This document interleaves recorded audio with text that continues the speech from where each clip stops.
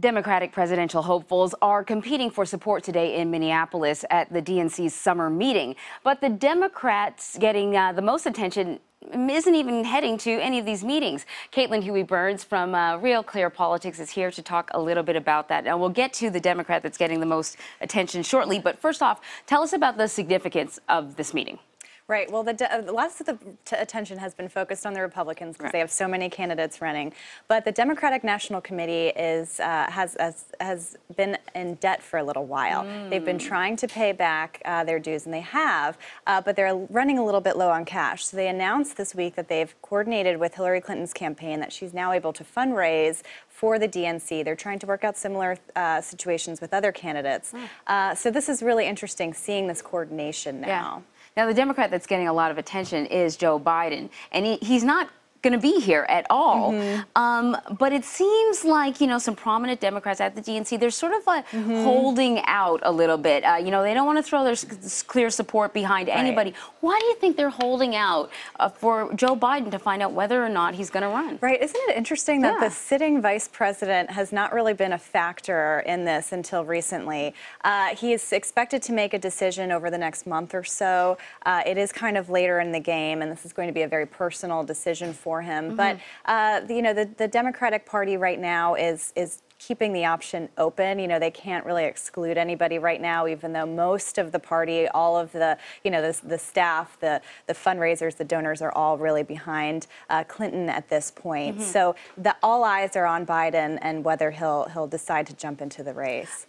Hillary Clinton does have a lot of support, but she's sort of going out of her way to hammer out clear support right now, very early on from DNC members. What's with this strategy? It's a long way off before the primary. Right. Well, it's interesting. She hasn't been able to really clear the Democratic field as many had thought. Bernie Sanders is rising in the polls and posing a real challenge in terms of issues. So, there's little daylight between Hillary Clinton and Joe Biden on issues, but there is a lot on Bernie Sanders' side. So she's trying to really coalesce, get the support around her, especially ahead of the two really important early states for her, Iowa and New Hampshire. Right.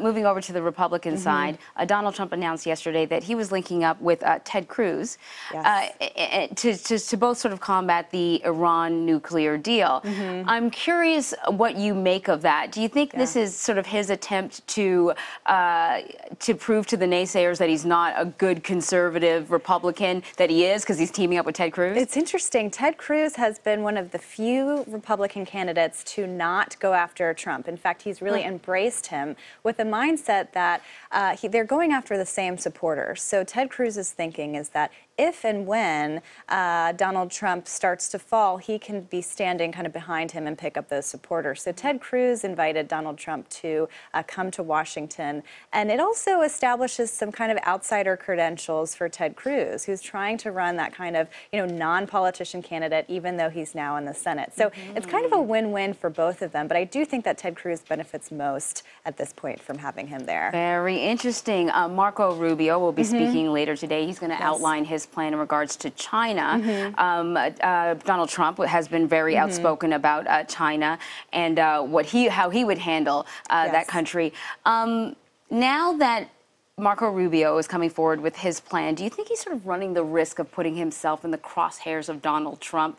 Because it appears that he's not as, maybe not as conservative, or at least more statesmanly about it. It's been interesting. Marco Rubio has kind of tried to stay below the radar. He had a really good debate, and then his style is to just kind of keep his head down, work these early states and donors, and kind of keep out of the way of Donald Trump. If candidates have learned anything this cycle, is that you don't want to really be in his way. Scott Walker is also having a foreign policy speech today where he's expected to go after China. Both Rubio and Walker say that they've planned this for a long time, but of course Trump has really put that in the spotlight. So it'll be interesting to watch. If you start to see Donald Trump go after Rubio, that will be interesting because he hasn't really. He's talked a little bit about Walker, but hasn't really touched on Rubio yet. Yeah. He seems to target people who target him. Yes, exactly. First. We'll see how it all unfolds. Caitlin Huey-Burns, thank you very much. Thank you.